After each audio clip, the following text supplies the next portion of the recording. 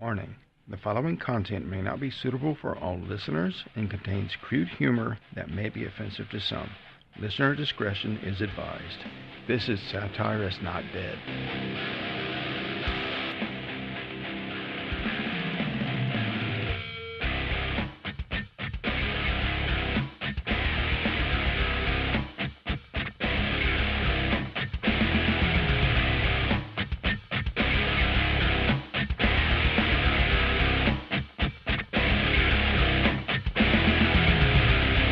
I know this podcast has been a little filthy, a little racy, a little randy, and I just want to apologize because it's about to get worse.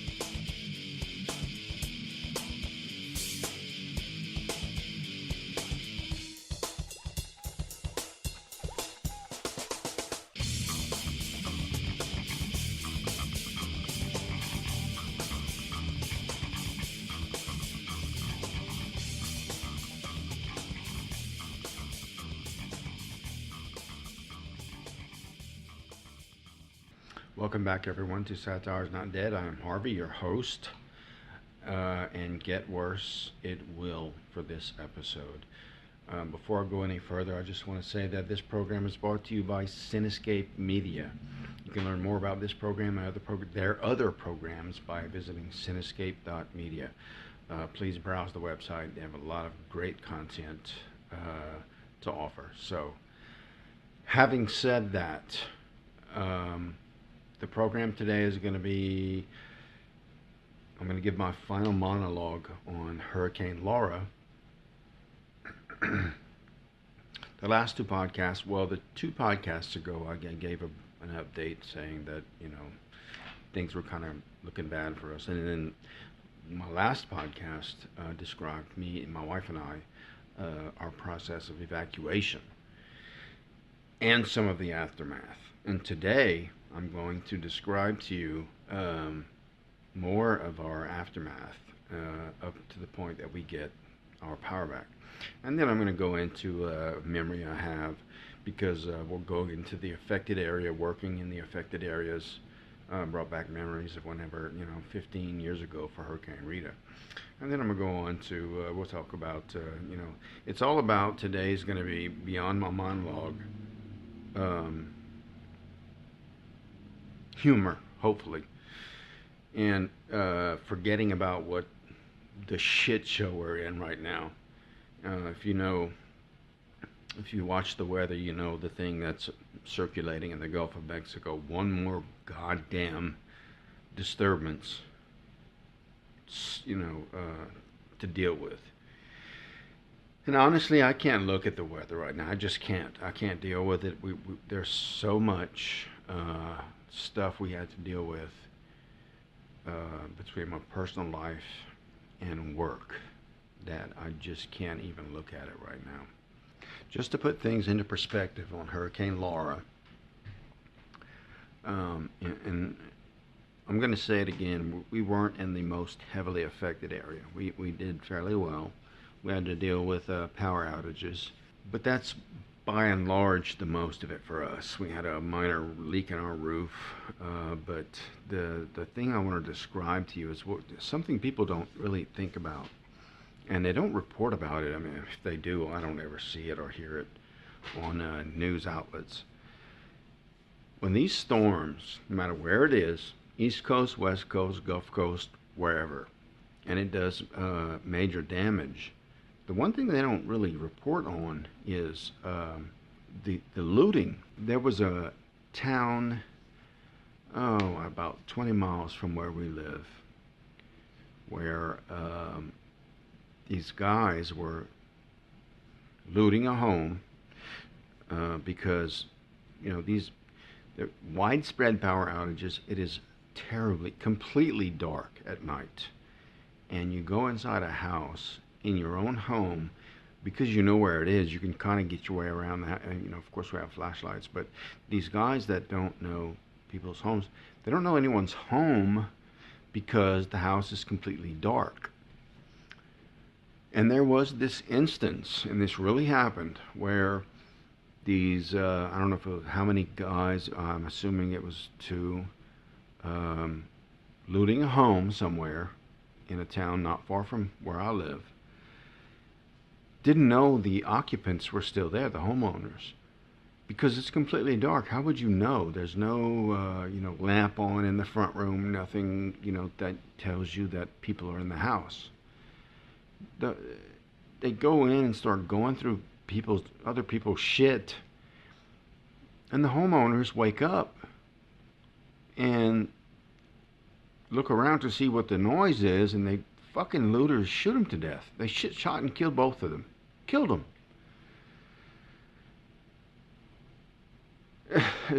And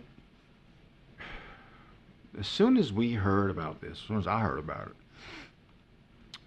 where we were in our post-hurricane process was we lost power for, I don't know, 4, 5, 6 days. I don't know.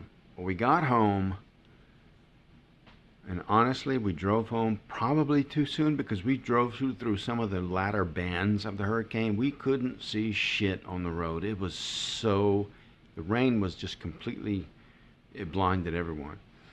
How we didn't get rear-ended or run into a ditch, I don't know.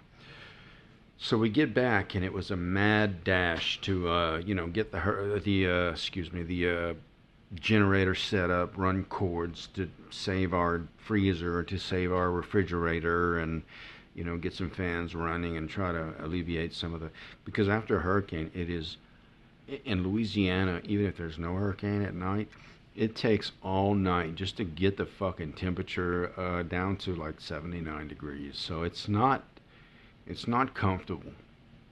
So we come back in, do all that. I end up going back to work immediately the next day because of the work on the profession I'm in. We were in the service industry, and we had to. They needed me. We had to get out and get going.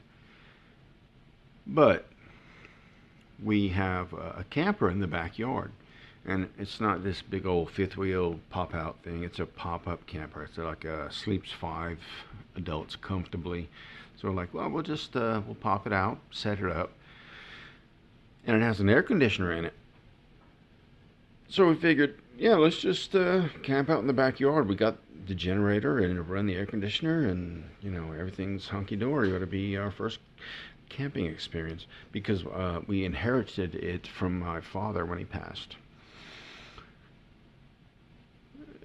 Well, we found out it fucking sucks when you can't pick the time of year you go camping. It was so miserable. It was like one of those things where you lay in there and it's just everything's so humid and the air is just not moving. We had fans, of course, but there was an enormous learning curve that we had to go through to use this camper. So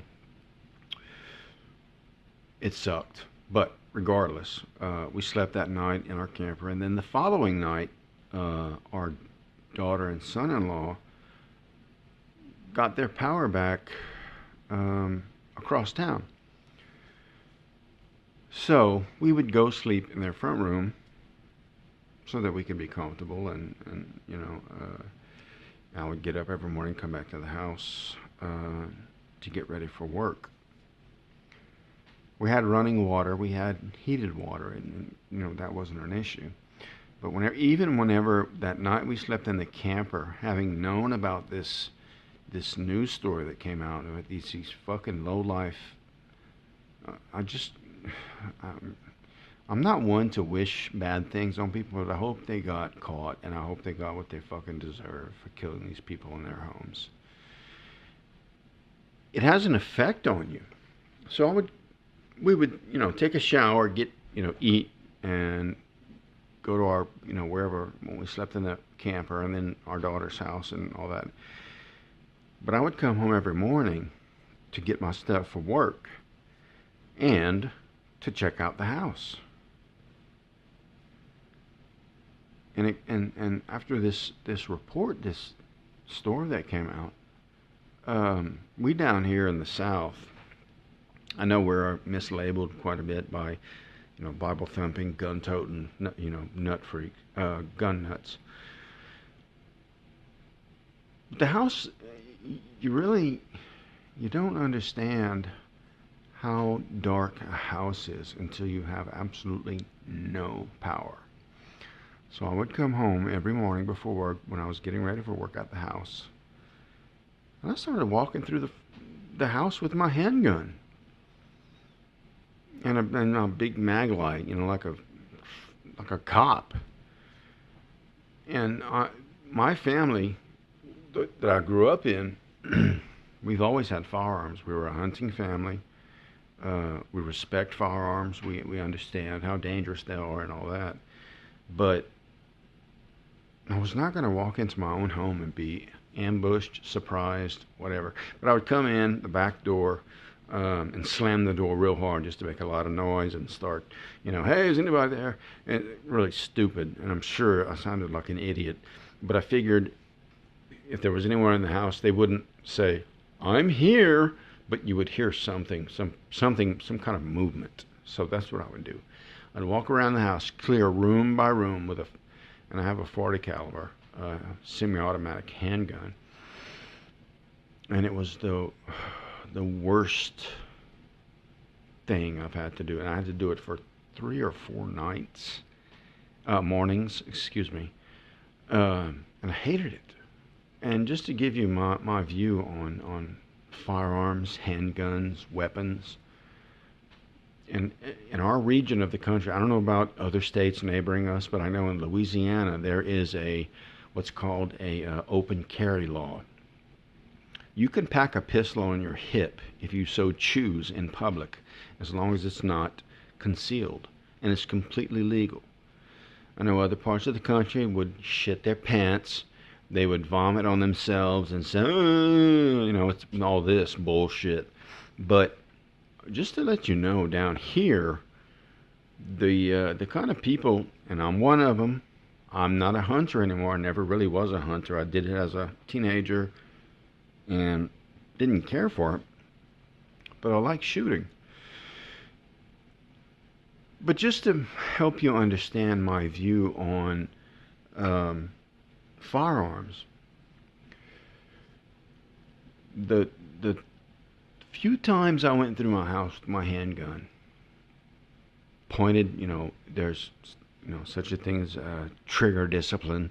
You don't put your goddamn finger in the trigger housing unless you're ready to fire the damn thing. And I don't do that. Walk through the house, pointed at the floor, off to the side to my right. I'm a right-handed person. Just to be, in case, I would freak out and fire around, it would go into the floor, not into my leg or whatever. And even if I would have heard anyone that wouldn't identify themselves, I would probably just have fired into the floor or the ceiling or something just to scare them.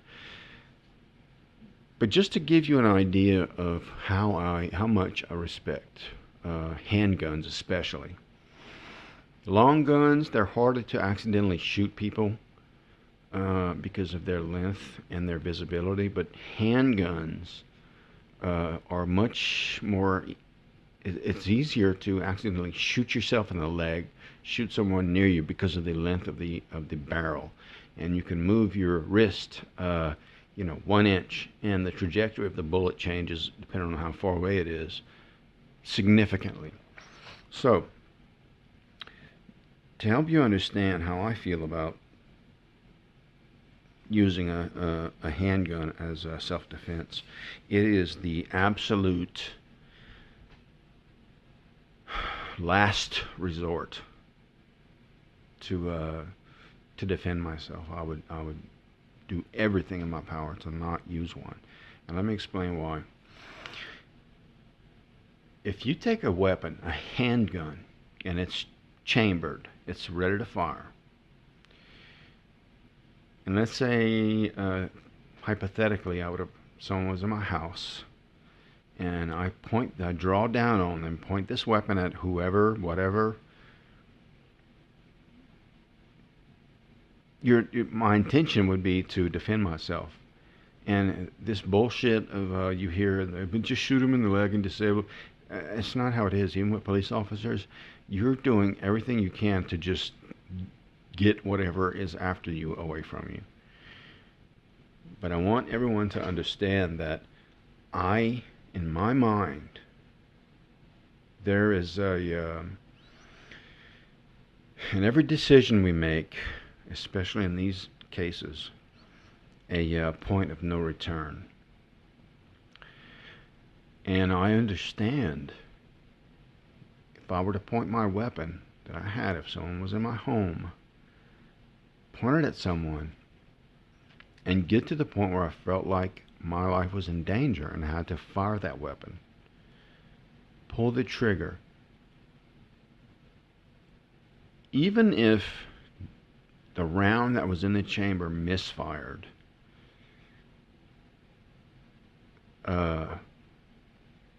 or even fired, it would change you forever. It would change me forever. And if it wouldn't change anyone, then I think, maybe, I'm not going to say there's something wrong with a person like that, but the type of person I am, it would change me. Because even if it didn't fire, my intent was to put him down. And it would be one of the worst things that I could experience.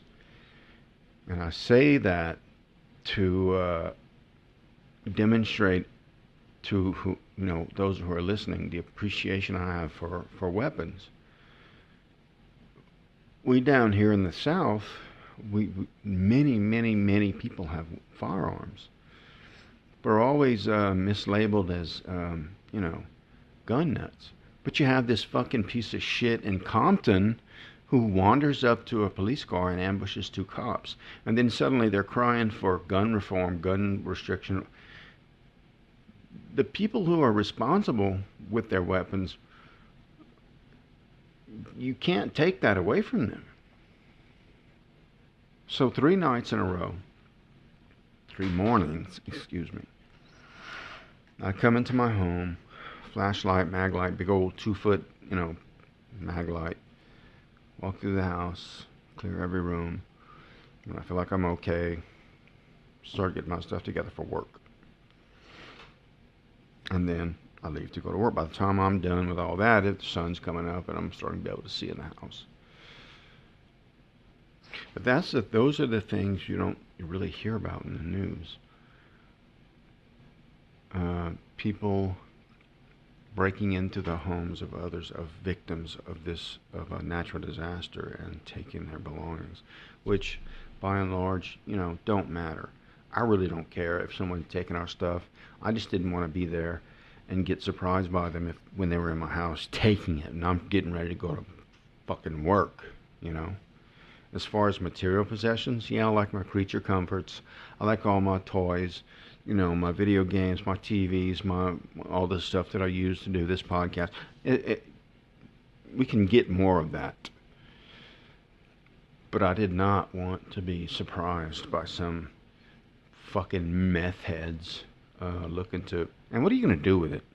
During a natural disaster, where are you going to go? There's no power. You can't drag shit to a fucking pawn shop and get some money for it. You'd have to travel 60, 70, 80 miles away to get any money off of it, and then they would know. People, this kind of stuff is, these assholes, they don't think it through. Which is kind of pointless to say, but that was my experience after coming home and getting up to go to work every day. Not long after that, we got power back and started to really straighten things up and, get back acclimated to our home. And life has not felt normal since. It's been an absolute nightmare. And I described on my last podcast, there's this thing brings out the best in some people and brings out the absolute worst in others. And it really does. And so we've been working in affected areas. Not me, not so much as my other coworkers, but still, some of my territory, I'm seeing it. There's people, it's just heartbreaking. I'm not going to get into it because it's depressing, but going through these areas, what's happening now in some of the areas is the rebuilding is starting to happen. You know, you see carpenters, construction crews starting to put the pieces back together. And I remember for Hurricane Rita, I was a carpenter in Lake Charles, a residential carpenter. We worked for a home improvement company. And once we got back in, because even then, the company I was working for was considered an essential service. So they allow us back into these areas to help people out. And one of the, you go in there, all you hear every day for I don't know how long are chainsaws and generators. And you show up at these places, you do what you can. The first thing we do is, go through and help our customers tarp their homes and kind of keep the rain out to, slow down the damage or not, exacerbate it, let it get exacerbated unless, in case they have another shower or thunderstorm or whatever. And then we would start gutting the house, taking the wet sheetrock, wet insulation, and all kind of, and this fucking miserable, absolutely miserable. It was hot, humid, no power.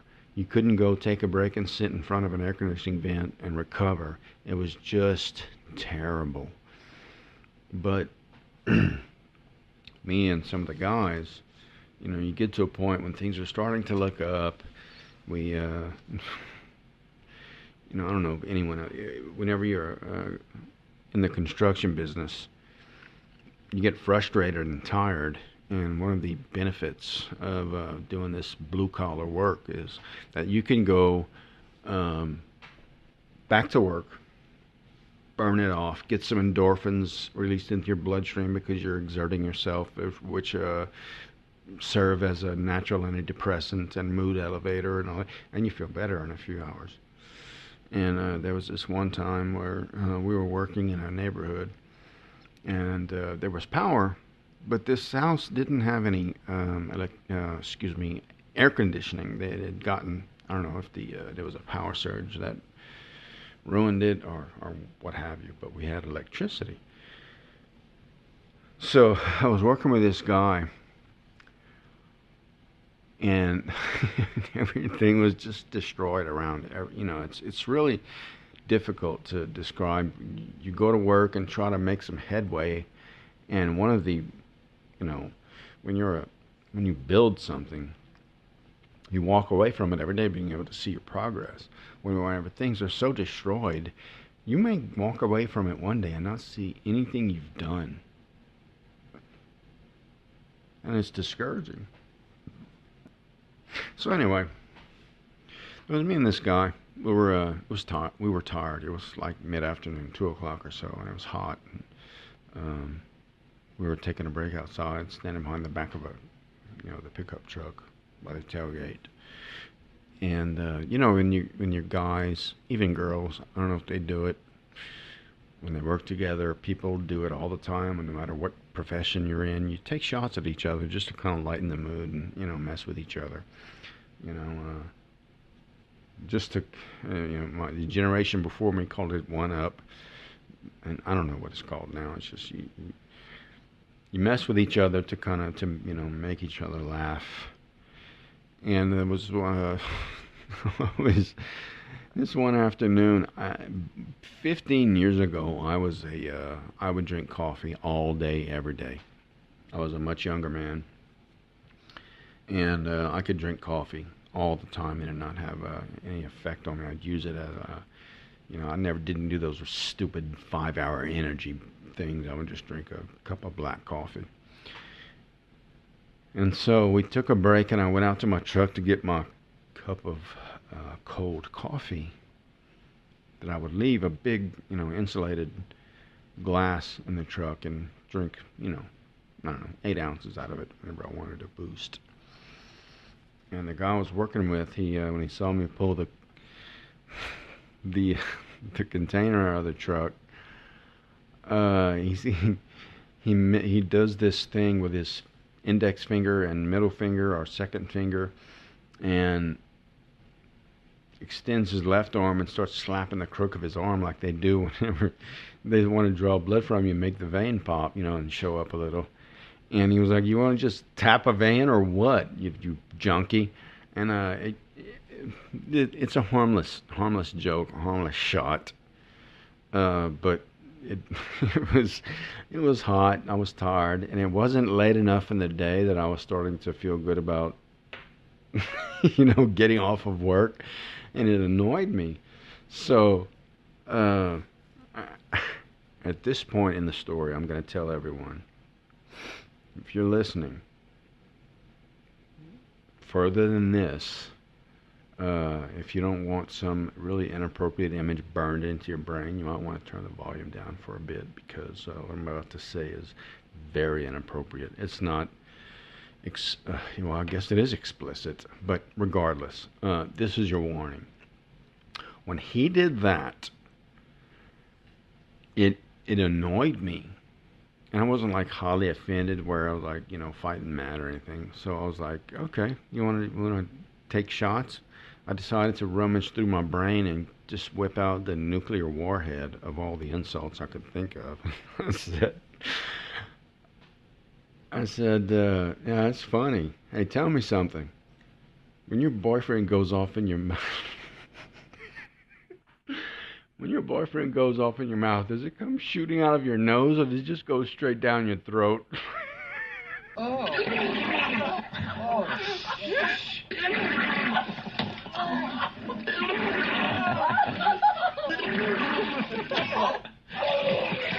Oh.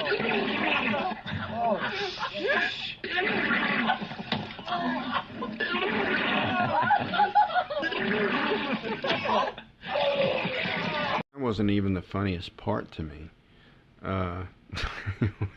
When I said what I said, when I dropped that freaking mega zinger on this guy, we were standing out by the back of the pickup truck, and he had a Route 66 Sonic drink in his hand. He was just sipping on it. We were taking a break, and whenever I said what I said, his face went completely expressionless, just completely blank. And I'll never forget this image. I'm a very visual person. Whenever I said what I said, his face went blank. He drops this cup, a Route 66. I don't know how many ounces there are. It's a big drink. He just drops it out of his right hand. It goes straight down to the pavement. Hits the bottom of it hits square with the pavement. The cup ruptures on two sides, and the cola comes shooting out of both sides, and the cap and the straw fly off, and the cola comes gushing out of the top. And he walked back in the house and went to work. He didn't say a word. And so we both had, cola all over our boots, and I eventually walked in after him, and he was doing whatever he was doing. I said, "Hey, we're good, man, or what?" And he was like, "There's something wrong with you, dude." And that was all he could say about it.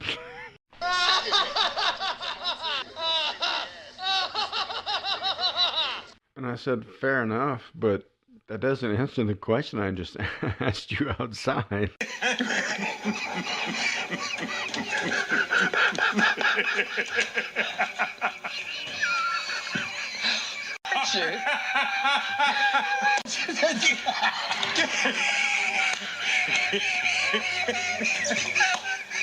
So, that is my take on the last 2 weeks, and I will still be doing my podcast every other week. So, I'd like to thank the guys at Cinescape Media for hosting me. I really appreciate it, and please go to Cinescape Media and browse their other great content. And also, don't forget to check out Tom Velas's podcast called The Paranormal Patriot. So, everybody, I hope you have a great day, and I will see you in 2 weeks. 2 weeks? 2 weeks? You sound like a parakeet there. 2 weeks? 2 weeks? We want to apologize. Hold on.